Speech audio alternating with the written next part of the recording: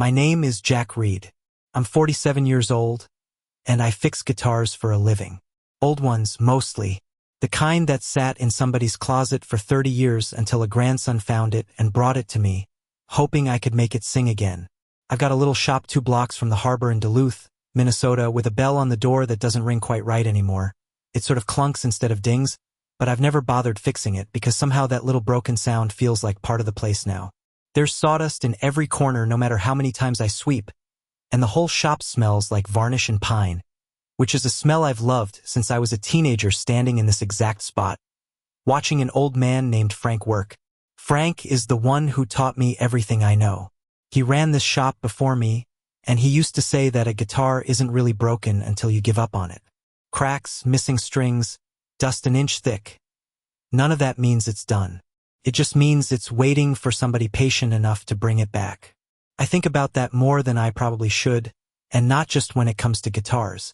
I'm good at fixing things. People bring me broken wood, and I send them home with something whole. The only thing I never learned how to fix was myself, and somewhere along the way I stopped trying. My wife Anna passed away when our son Ben was 9 years old. Cancer, fast and mean, the kind that doesn't give you any time to get ready for it. One year she was teaching Ben how to ride a bike in the alley behind our building, and not long after that she was gone, and it was just me and a 9-year-old boy in the apartment above the shop, trying to figure out how a person keeps going when half of what made his life make sense just disappears. I won't pretend those years were easy. There were nights I sat at the kitchen table long after Ben had gone to bed, just listening to the building settle, wondering if I was doing any of it right. But he turned out fine. Better than fine, honestly. He grew into a steady, kind young man who became a marine mechanic down at the harbor, the kind of guy who shows up early and stays late and never complains about either. Tonight he's standing under string lights at the old lodge on the lake, married now to a woman named Lily who laughs with her whole face, the kind of laugh that gets other people laughing too, even if they don't know what's funny. I've been happy all evening. Genuinely, fully happy in a way I don't let myself feel very often, because some part of me is always a little scared that if I hold onto it too tight, it'll slip away. The lodge looks beautiful tonight. Somebody strung up lights along the porch railing, out past the windows, all the way down toward the dock, so the whole place glows soft and gold against the dark water.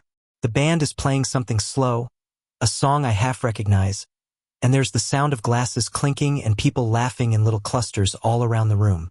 I'm standing near the edge of the dance floor with a drink I haven't really touched, just watching my son and his new wife sway slow in the middle of everything, feeling about as content as I think a person can feel.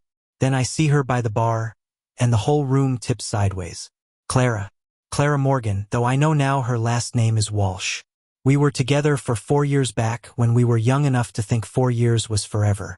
She was studying to become an architect, and I was just starting to learn guitar work from Frank, and we used to sit out on the dock behind her apartment building until 2 in the morning, talking about nothing important and everything important all at the same time. I remember she used to draw little buildings on napkins while we talked, sketching out roof lines and window placements without even thinking about it, like her hands just needed something to do while her mind worked through whatever she was feeling.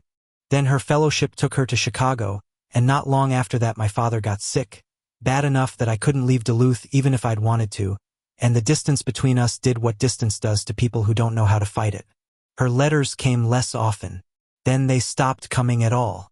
I never got a real ending with her. She just slowly became a person I used to know, the way a season changes without ever announcing itself. 19 years of that. She's here tonight, I find out later, because her husband's development company put money into renovating this lodge a few years back. Small towns are like that. Everybody's connected to everybody else if you trace the threads back far enough. She's standing near the bar in a deep green dress, her hair shorter than I remember it, and the second I see her, she sees me too, like the room had been waiting to introduce us back to each other all night. She doesn't wave. She doesn't smile first, the way people usually do when they spot someone they haven't seen in years.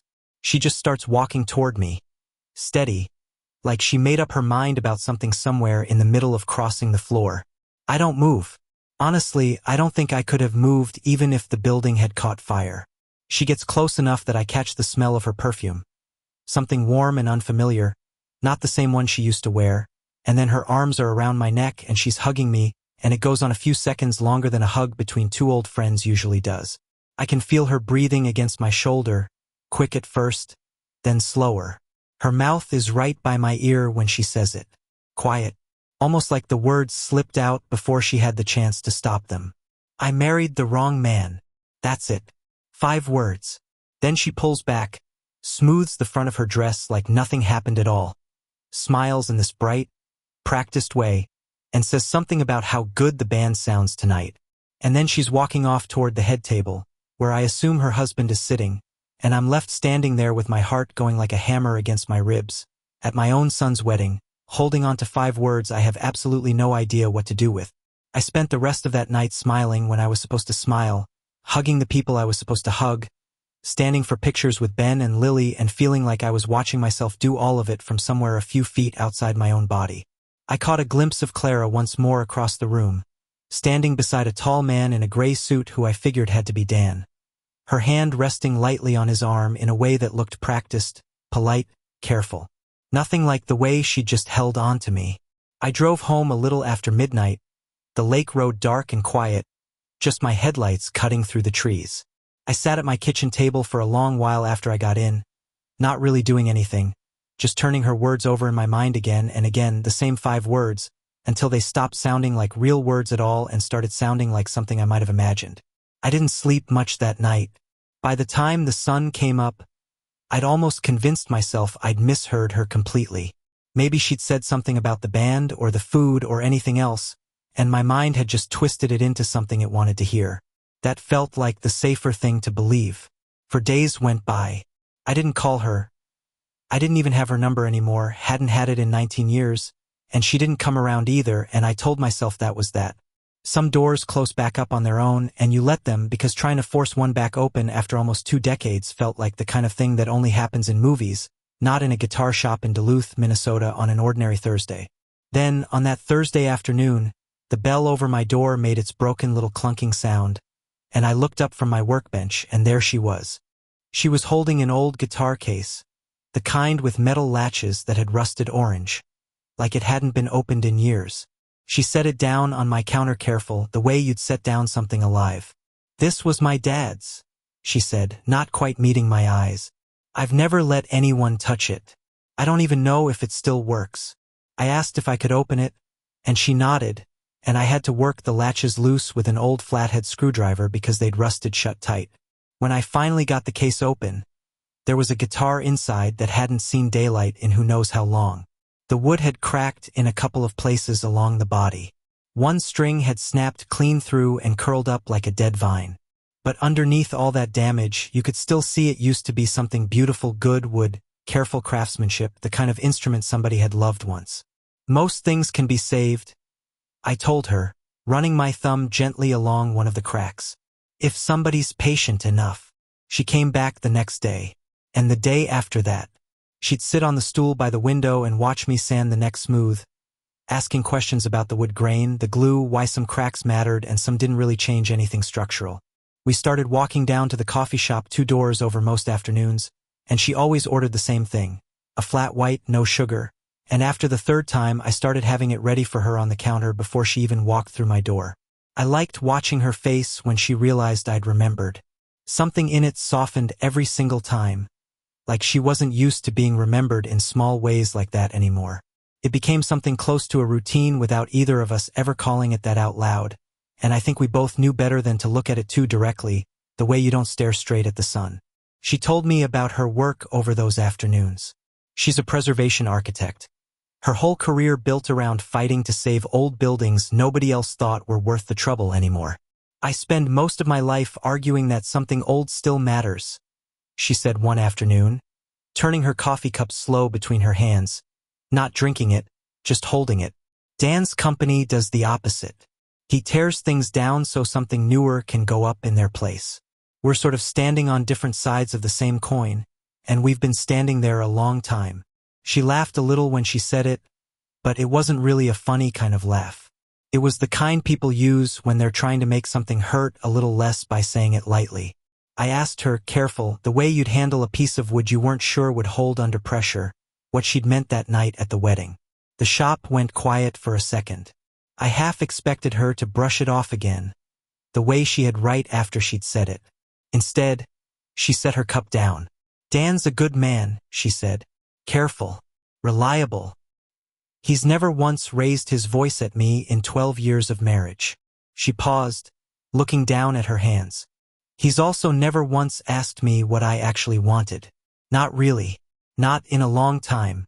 I don't think it ever occurred to him to ask, and I don't think it ever occurred to me to bring it up, until I saw you again and realized how long it had been since anybody looked at me like I was a whole person instead of just a part of a household." Her phone buzzed on the counter right then, loud against the quiet of the shop. Dan's name lit up the screen. She looked at it, and something behind her eyes shut quick and quiet, like a door closing somewhere in another room of a house. "I should go," she said, already reaching for her coat. Her voice gone formal in a way it hadn't been 30 seconds earlier. She was out the door before I could say much of anything, the bell clunking behind her, leaving her father's guitar still in pieces on my workbench, half-fixed, the same way the two of us were starting to feel. I sat there a long while after she left, looking at that broken guitar under the shop light, thinking about how some cracks you can see right away, the kind that show up clear on the surface, and some cracks hide so well that even the person carrying them around doesn't notice until somebody else shines a light on it. 2 weeks went by before I found out the rest of it, and it didn't come from Clara at all. It came from my landlord, a man named Carl who's owned this building since before I was even born. He stopped by on a Tuesday morning looking uncomfortable in a way I'd never once seen on him in 15 years of renting from him, turning his cap around in his hands like he didn't know what to do with them. "There's a redevelopment bid on the whole block, Jack," he said. "New apartments, retail space, the works. Whole thing's going up for review at the city office." I asked him who the company was because in a town this size, news like that usually has a name attached fast. He told me it was Walsh Development. So there it was. Dan's company. I asked him, careful, who was reviewing the bid on the city's end, because there's always somebody local handling that part of the paperwork in a place like Duluth. He said the name on the file was Morgan. Clara's maiden name. The one she still used for her professional work. There it was, the rest of it. The woman who'd been sitting at my workbench every afternoon for 2 weeks straight, drinking the same coffee, watching me glue cracked wood back together piece by piece. She was also, on paper, the person who'd get to decide whether my shop kept standing at all. She showed up at my door that evening looking like she hadn't slept properly in 2 days. Dark circles under her eyes. Her hair pulled back loose and messy in a way I'd never seen on her before. "I didn't know," she said, before I could even get a word out. "I swear to you, Jack. I didn't know the address was yours until the file landed on my desk this morning, and I saw your name typed right there in the tenant history." I sat there staring at it for 10 minutes before I could even move. Her hands were shaking a little around the folder of blueprints she was holding against her chest. "I can recuse myself from the whole review," she said. "Step away from it entirely, let somebody else on the board handle it.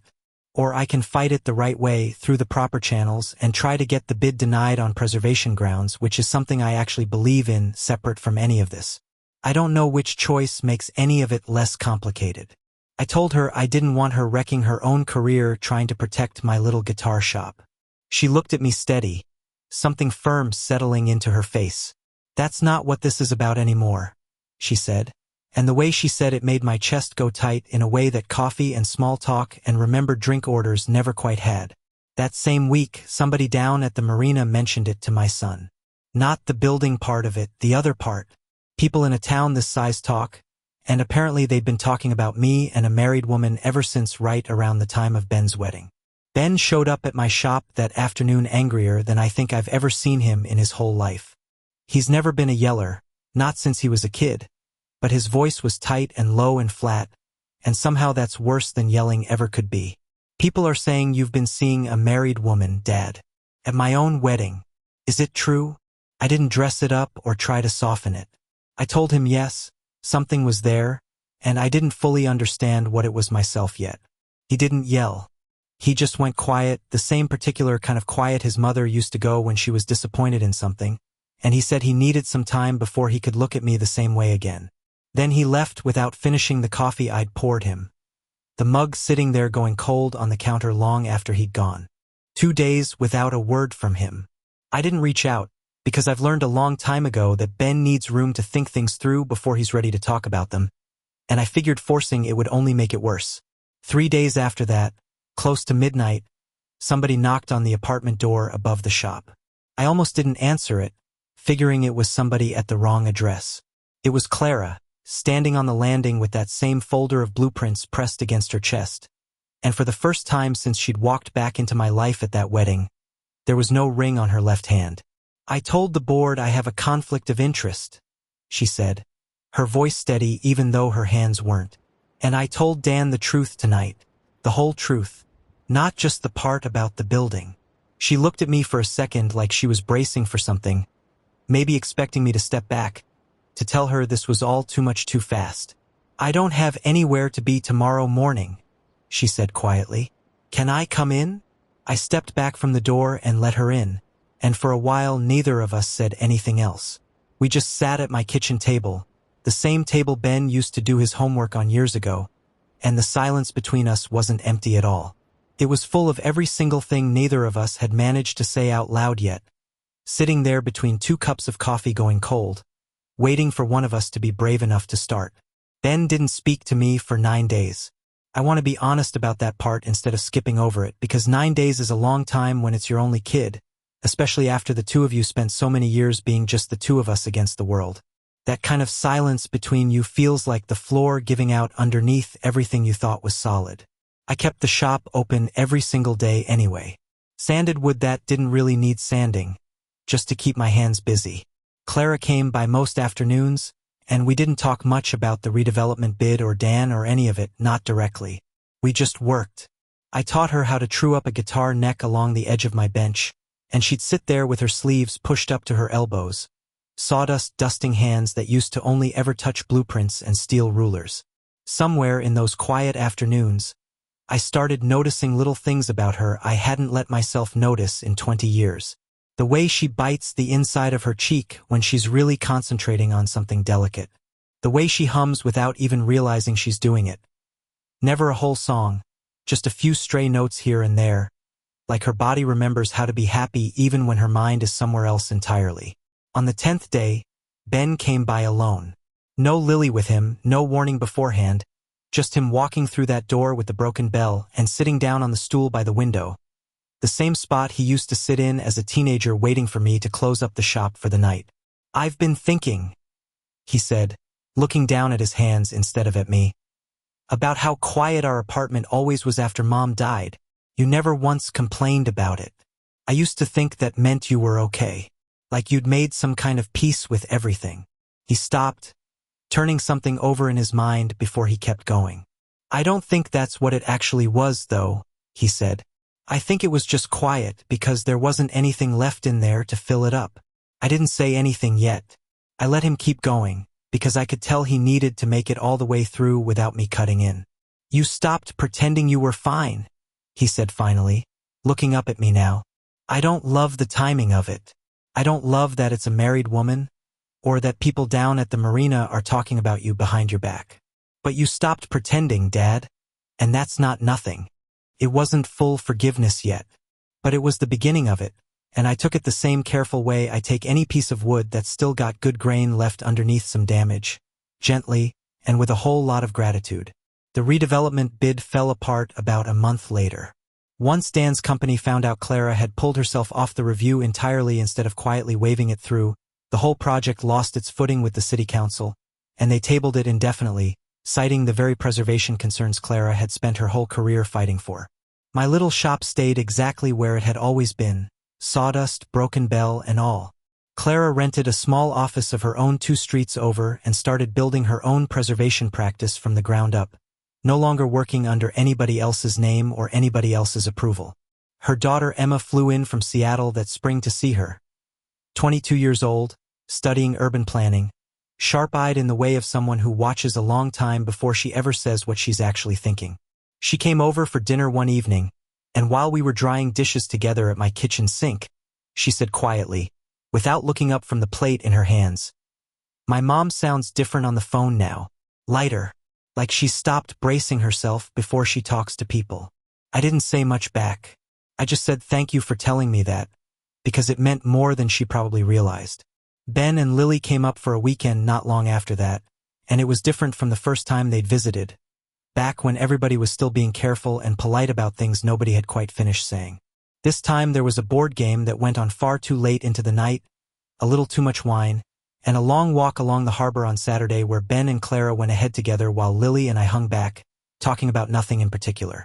When the two of them came back, Clara's eyes were bright in a way I hadn't seen before, and Ben was nodding slow, like he'd just worked through something he'd been chewing on for a long while. That night, after they'd both gone to bed, Clara found me in the back of the shop, fitting a new bridge onto an old guitar somebody had dropped off that week. She leaned against the doorframe and said, "He told me he was glad I came back into your life. I kept working, not trusting my voice just yet. He said you were a better version of yourself than he remembered," she said. "I told him you'd always been this version. You just hadn't had a reason to show it in a long time." I didn't have an answer for that. I just looked at her a moment, and then went back to the bridge in my hands.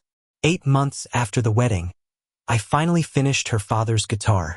Every crack filled and sanded smooth, every string true and ringing clean, the wood oiled until it glowed warm under the shop light.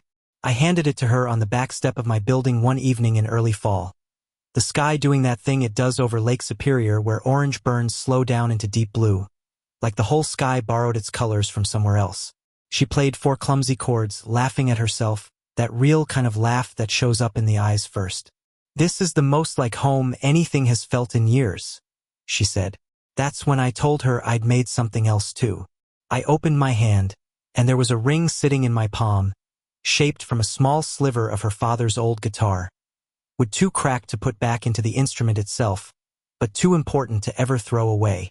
"I'm done being patient with the wrong things," I told her. "Stay. All of it. Starting now." She said yes before the guitar had even stopped ringing in the air between us. We got married the following spring, just family, right there on that same back step where I'd given her the ring. Ben stood beside me, steadier than I'd seen him in years. Emma stood beside her mother, smiling the whole time.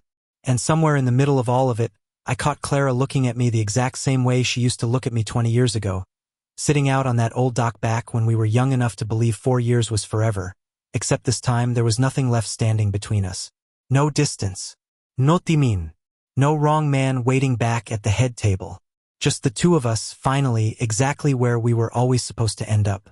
If you'd asked me 20 years ago what kind of ending we were headed for, that wasn't one of them. I figured we'd drift apart for good, or blow everything up in some messy way that left the whole town talking for years. Instead, we just kept showing up, for the guitar, for the coffee, for the quiet evenings at my kitchen table, until showing up became the whole story. About 6 weeks after the wedding, I had her father's guitar back on the bench for one last check. I'd played it 100 times by then, but I always give an instrument one final look before I call it done for good. I was running my light along the inside of the sound hole when I saw something wedged against the back brace.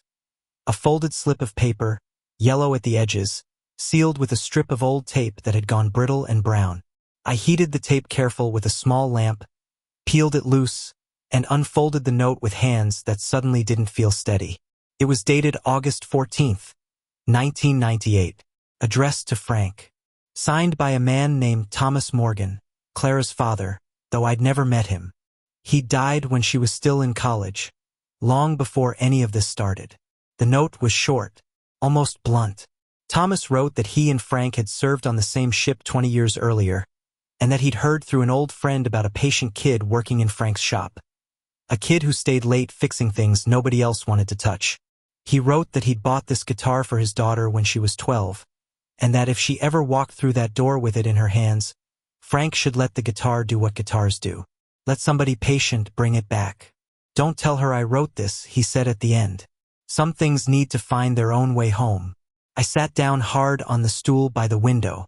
I went straight to the old desk Frank left me when he retired, the one I still keep in the back corner, piled with spare strings and receipts and a coffee mug with a chip in the rim he never threw away. In the bottom drawer, under a stack of yellowed invoices, I found another envelope. Same handwriting as the first note, but this one was addressed to me. "Jack," it said on the front. Open when you need the reminder. Frank never gave it to me. Maybe he forgot. Maybe he was waiting for the right day that never came while he was still alive. Inside was one sentence in his shaky old man script. A guitar isn't really broken until you give up on it, and neither is a person, kid. I read it 3 times, then folded it back up and put it in my shirt pocket, right over my heart, where I could feel the paper crackle when I breathed. When I told Clara that evening, she went quiet in a way I'd learned meant she was feeling too much to say it all at once. Then she asked if she could see both notes. She read her father's first, touched the signature with one finger like she was touching his hand, and when she looked up at me, her eyes were wet but she was smiling. "He knew," she said. "He always said he knew I'd end up with someone who fixed things instead of throwing them away. That would have been enough of a twist for 1 week. But 2 days later, a plain cardboard box showed up at the shop with no return address. Inside was a set of blueprints Clara had left at the old house. Dan must have forwarded them, and a single typed note on company letterhead that stopped me cold. It said, "I should have asked her what she wanted. Take care of her. D. No threat. No lawyers. No last-ditch fight to win her back. Just 5 words and an initial, from a man who'd spent 12 years being careful and reliable and never once curious about the woman sleeping beside him." I showed Clara the note that night. She read it twice, folded it once, and put it in the drawer with her father's guitar case, next to the ring I'd made from the wood too cracked to save. "He's not a villain," she said. "He just never learned how to listen. That's almost worse, in a way." Ben came by the following Sunday and I told him about the letters, both of them Frank's and Thomas Morgan's. He listened without interrupting, the way he does when he's actually thinking instead of just waiting for his turn to talk. When I finished, he went to the old desk, pulled open the same bottom drawer, and came back with something I didn't know was in there. A small leather journal with Anna's name written on the inside cover in her looping handwriting. "Mom left this for you," he said. "She told me to give it to you when you stopped pretending you were fine. I guess that took a while." I opened it to a page marked with a dried flower pressed flat between the pages. A bookmark from a hospital fundraiser, dated 2 years before she died. Anna had written about meeting a young architect at the event. A woman with kind eyes who spent 20 minutes arguing with a donor about why an old brick warehouse was worth saving. Her name was Clara Morgan. She wrote, "If Jack ever finds his way back to someone who sees him whole, I hope it's someone like her." I had to set the journal down. Ben put his hand on my shoulder and didn't say anything for a long minute. "Mom knew," he said finally. "She didn't know Clara specifically, but she knew you weren't done living. She just wanted you to be ready when the right thing walked back in." The last twist came on a Tuesday morning in October, ordinary as anything. Clara was hanging a small framed photo near the shop door, a picture of the back step where we got married, and she bumped the bell above the frame with her elbow. Hard. It rang. Clear and bright. A real ding for the first time in the 22 years I'd owned the place. Both of us stood there staring up at a little brass bell like it had just spoken aloud. "Don't fix it," Clara said quickly, laughing. "Don't you dare fix it." I didn't fix it. It still rings proper every time now, and I think about that more than I probably should. How some things wait decades for the right moment, the right hands, the right person walking through the door at exactly the wrong time that turns out to be the only time that ever mattered. If you made it all the way here, thank you for sitting with me through this one. If this story touched something in you, go ahead and hit that subscribe button so you don't miss the next one. There's always another story waiting to be told. Give it a like if it moved you even a little bit tonight. And down in the comments, let me know where in the world you're listening from, because I always love seeing just how far these stories travel. And here's something I genuinely love to hear from you on. Do you think people can really find their way back to each other after so many years apart? Or is some distance just too wide to ever cross? Let me know what you think down below. Until next time, take care of each other.